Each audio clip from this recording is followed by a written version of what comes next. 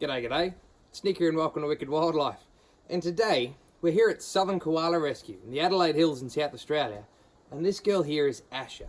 And today we want to talk about whether or not koalas really are functionally extinct. So stick around, guys. G'day, g'day. In the last 12 to 18 months, there's been a lot of talk in the media about koalas being functionally extinct. And whether or not this is true is something that sort of caused a bit of controversy. You see, prior to the recent bushfires, we estimated there was between 80 and 100,000 koalas. Now, poor girls like Asha here and 30,000 other koalas or so have been caught up in these fires, and we've lost a fair few of them. But 80,000 koalas is a lot less than there should be. However, it doesn't really qualify them for functionally extinct. You see, a functional extinction is not something that's really up for debate. There's actually three very specific criteria an animal should meet to be classified as functionally extinct. The first one is they should either stop leaving any evidence in the fossil record. We can't tell that they existed anymore. And this is obviously for prehistoric sort of animals.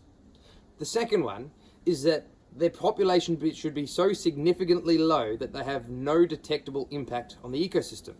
Now, koalas, number one, obviously they're still fossils of koalas. They're still real bones of koalas. They're still here. Number two, having a detectable impact on the ecosystem is a little bit trickier. In some areas, koala numbers are really low. In other areas, however, like the Otway Ranges, we still have to actively manage koala populations because there is more koalas in some places than certain ecosystems can handle. So they don't meet that standard either. The third category, and this is where the Koala Foundation really sort of pushed the idea of koalas being functionally extinct, is that their population is so low that the chances of them recovering is impossible, either through lack of genetic diversity or just the practicalities of these individuals at distances meeting each other.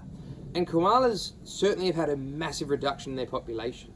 There was 8 million koala skins exported in the 1920s, and today we have maybe 80,000. So that's 1% of the prior population. However, these guys are still actually able to meet and reproduce, and it's still happening. It's just that we're losing habitat as it does happen. So functional extinction obviously exists. There's species today that are functionally extinct, but biologists generally reserve this term for something like the northern white rhino. You might have seen in the media last year that there's only 2 northern white rhinos on Earth, and they're both females. So while they're not extinct, they're functionally extinct. You can't breed from 2 lone females. Other things like the vaquita, a porpoise in the Gulf of Mexico, there's less than 10 individuals. So it's such a small genetic pool that the chances of them survival are close enough to say 0. And koalas, they don't really meet these standards. The reason we can safely say that the current number of koalas is not enough to call them functionally extinct is here in South Australia, koalas were, in the 1920s, driven to extinction. They've already been extinct in South Australia.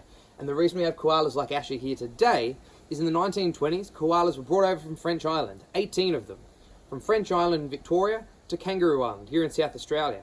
They bred up into the thousands, and some of those were relocated on the mainland of South Australia, and today all South Australian koalas trace back to 18 individuals.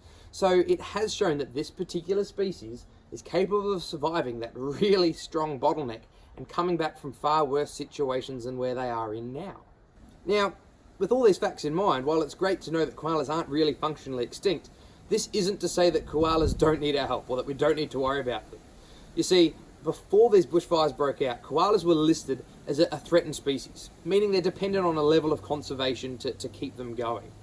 Now, since then, we've lost an estimated 8,000 koalas in New South Wales. We've lost an estimated 20 to 30,000 koalas on Kangaroo Island, and we don't even have numbers yet for Victoria. So we could have lost as many as half of all the koalas.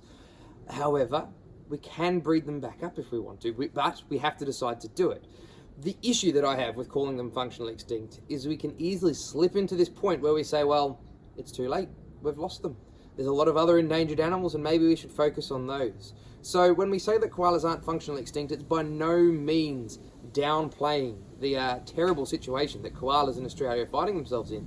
It's saying let's not give up hope that the race isn't over yet and we can continue to make sure that these guys exist well into the future. Thankfully for koalas, there's lots of people willing to do this. Groups like Southern Koala Rescue, which I'm visiting now, do a wonderful job taking in koalas like poor Asha, who lost her home in the recent bushfires. There's dozens of other groups and koala hospitals around the country as well, doing their part as well. On top of that, We've got a video coming out in the next couple of weeks of 5 things you can do at home to help koalas. The good thing about koalas is while they're in a lot of trouble, people are willing, in my experience, to make a change and do their bit to help koalas because they're an Australian icon.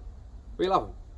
But with that being said, guys, I'll wrap things up there, and I hope you've enjoyed the video. If you haven't already, please subscribe to our YouTube channel or check us out on Patreon, because our wonderful Patreon supporters are the only reason we were able to travel to Adelaide, check out these koalas, and show you guys all this wonderful wildlife. On top of that, I do have a special request today. If you guys could show your support and head on over and search out Southern Koala Rescue on Facebook. They do a wonderful job caring for all these marsupials and making sure that they do their bit to ensure that these guys survive well into the future. So do that. Subscribe, like our Facebook page, and check out our mates at Southern Koala Rescue. Other than that, guys, I hope you come back next week. There's loads more koala videos and wildlife videos and all sorts coming up. Other than that, be nice to wildlife. Have a good one and take care.